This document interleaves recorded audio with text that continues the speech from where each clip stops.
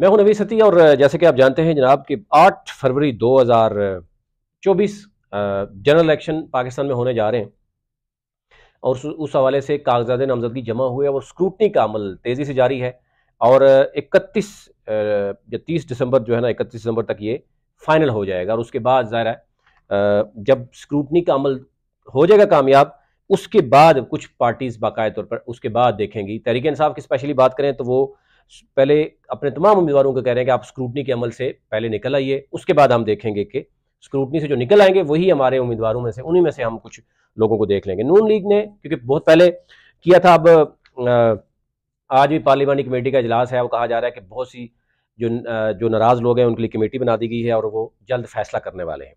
अच्छा, इस्लामाबाद से के हवाले से बहुत से लोग जानना चाह रहे थे कि इस्लामाबाद में नए लोग भी सामने आ गए, कागजात नामजदगी जमा हो गई, अब स्क्रूटनी का अमल चल रहा है।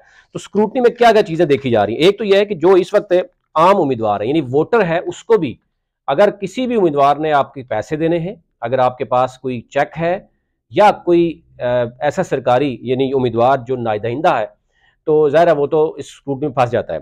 यानी इसमें वासा का बिल हो, आइस्को का हो, गैस का हो, पीटीसीएल का बिल हो, फिर नैब देखता है, फिर एफबीआर देखता है, फिर इसके बाद आपने इवन जो अकाउंट्स बनाने हैं वो सब उसकी डिटेल बतानी, जितने भी आपके अकाउंट्स में मौजूद हैं। फिर आपने पासपोर्ट की यहाँ कापी दी हुई है, आपने बताना है कि आप किस किस मुल्क में गए।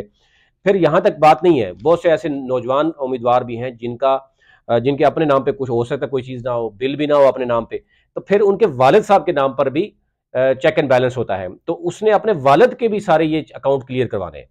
यानी अगर कोई नौजवान जो सपोज डिपेंडेंट है, या आप ये लम्हा करें कि आपके उनके वालिद आयात हैं तो वो सारा कुछ वही देख रहे हैं, उनके नाम पर बिजली के बिल भी हैं, उन्हीं के नाम पे गैस का बिल भी आता है, उन्हीं के नाम पे पीटीसीएल है, उन्हीं के नाम पे बाकी मामला भी हैं, तो उनको भी क्लियर करना जरूरी है। अभी बहुत से ऐसे उम्मीदवार जिनके वालदेन के कर्जा है, मामलात हैं, उनके ऊपर स्टेट के बहुत ज़्यादा यानी अखराजात सपोज हैं या कोई वो लाइबिलिटीज़ हैं, उसकी वजह से भी उसके कागजात मुस्तरद हो रहे हैं, तो ये क्लियर होना चाहिए। और अगर आप जो सुनने वाले हैं इनमें से अगर कोई उम्मीदवार, क्योंकि आपको पता है इसमें भी बड़े तगड़े उम्मीदवार आते हैं, कोई प्रॉपर्टी डीलर होते हैं और कोई क्या होता है, कोई माफिया भी होते हैं, तो वो आवाम के साथ भी बहुत ज़्यादा फ्रॉड होता है। तो अभी आपके पास टाइम है, ये आपके पास एक पीक टाइम है कि आप फौरन जाइए, इतराज़ात कीजिए, अपना केस जो है वो एक्टिव कीजिए अगर आपका केस है, और आपको मैनेज करने की कोशिश की जाती है।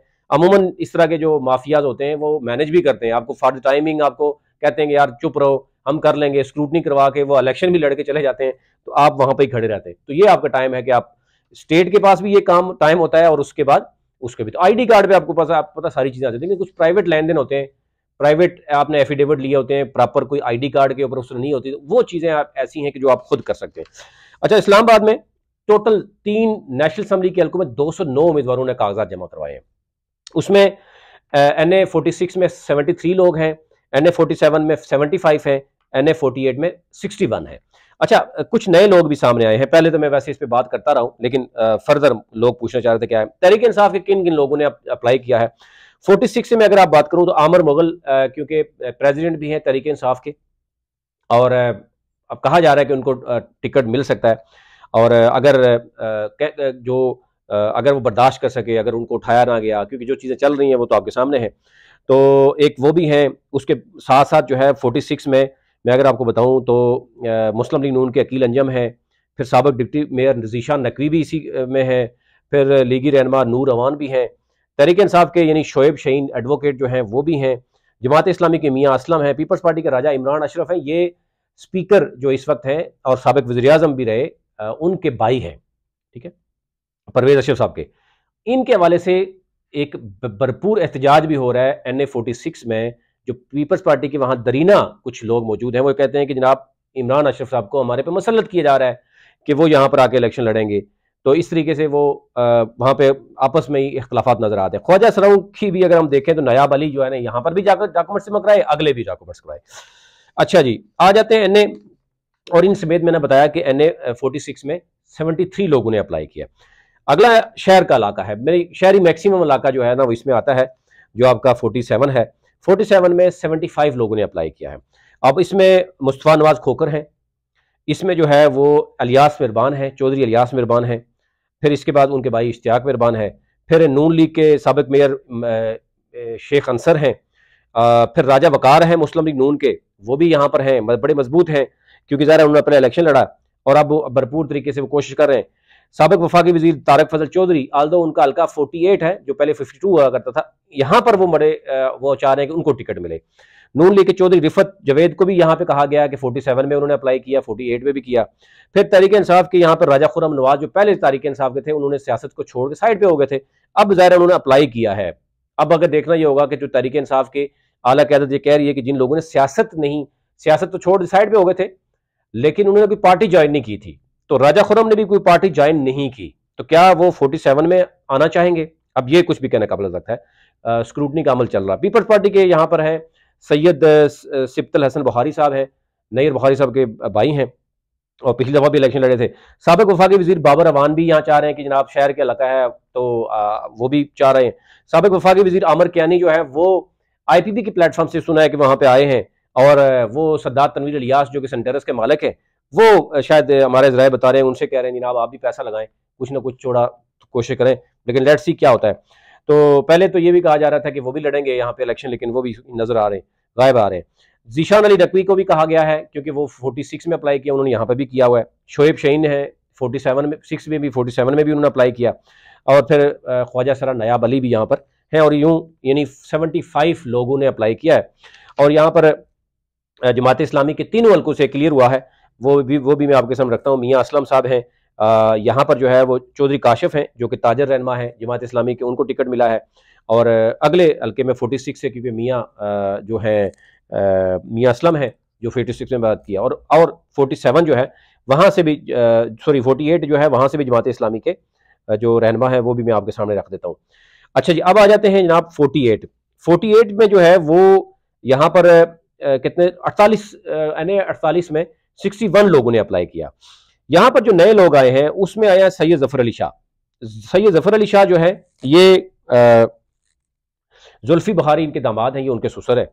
तो अब ये अचानक आए हैं, उसके बाद ये बाज़ जरूर चल रही है कि पता नहीं क्या यहाँ पर चलेगा।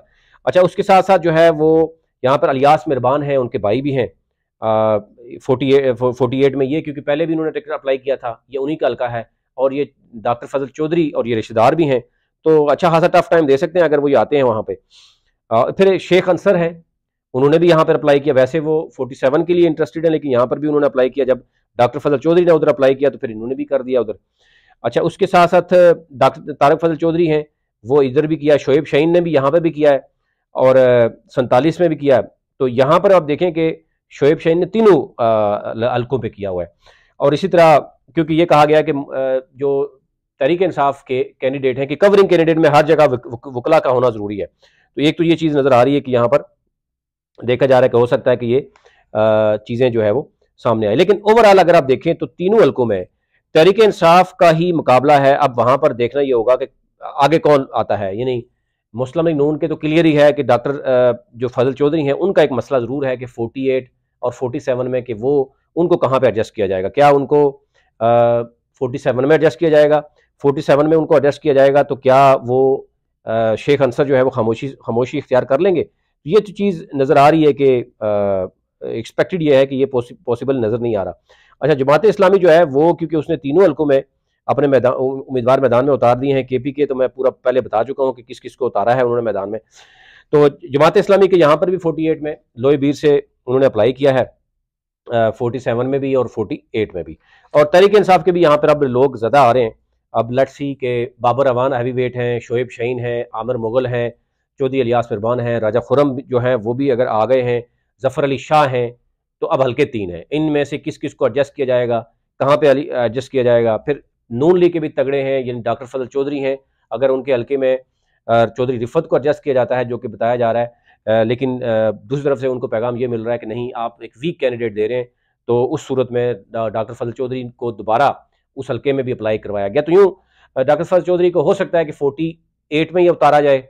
47 में अगर शेख अंसर या राजा वकार में से किसी को, शेख अंसर हमारे ज़राए बताते रहे हैं कि शेख अंसर के ऊपर मरियम नवाज का बड़ा जोर है और नवाज शरीफ के भी क्लोज रहे हैं। लेट्स सी क्या होता है। और 46 है वहाँ पर अंजम अकील है, मजबूत है, पिछली दफ़ा इलेक्शन भी लड़े हैं। ज़िशान नकवी कोशिश कर रहे हैं लेकिन वो मेरे ख्याल से मुश्किल है उनके लिए। कि वो आल्दो के अंजम अकील के खिलाफ बड़ी चीज़ें भी चल रही हैं सोशल मीडिया पे कि जनाब ये किया, लेकिन ज़रा वो ये होता है टिकट लेने से पहले कंट्रोवर्शियल करो ताकि जो है ना किसी और को मिल सके। ये ओवरऑल सूरत थी। तो आपसे यही रिक्वेस्ट होगी कि आप चैनल को सब्सक्राइब कीजिए। एक तो हमारा है ग्लोबल इलेक्शन ऑब्जर्वर नेटवर्क है, उसको फॉलो कीजिए। हम रोज़ाना जो है हर पूरे पाकिस्तान भर के हलकों की, नेशनल असम्बली की हूँ, सूबाई की हूँ, हम उस पर आपको अपडेट ज़रूर करते हैं। फिर ये नवीद सती के नाम से हमारा डिजिटल प्लेटफॉर्म है, ये यूट्यूब भी है, टिकटॉक है, ट्विटर है, फेसबुक है, इसको फॉलो कीजिए ताकि जो है वो हम आपको इलेक्शन के हवाले से और करंट अफेयर के हवाले से जो हालत हाज़िर है उस पर आप बाखबर रख सकें।